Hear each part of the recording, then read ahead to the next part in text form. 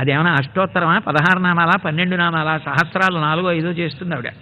ఆ సహస్రాలన్నీ అయిపోయిన తర్వాత ఎప్పుడో నైవేద్యం పెడుతుంది. ఈ లోపల పాపం వాడు ఏదో 3 ఏళ్ళో 4 ఏళ్ళో పిల్లాడు ఉంటాడు ఇంట్లో, మనవాడు. వాడికి ఏం తెలుసు?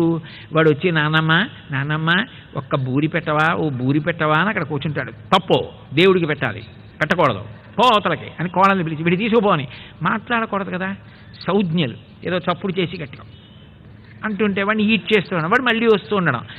పరమాత్మ చూశాడు, ఏమిటిది గోడ మీద బొమ్మలన్నీ అంటించేసి అవన్నీ వేలుపులే, అవే దేవతలు. నీ మనస్సు ఏమైనా ఒక్క క్షణం లగ్నమైందా చేస్తున్న పూజ మీద? ఇదంతా పూజ, ఇదంతా పెద్ద తంతు. ఇంట్లో చంటి పిల్లాడికి, వృద్ధుడు మామగారికి, వృద్ధురాలు అత్తగారికి ఎవరికీ పెట్టకుండా 3 సహస్రాల. ఎందుకు ఈ చాలస్తాం?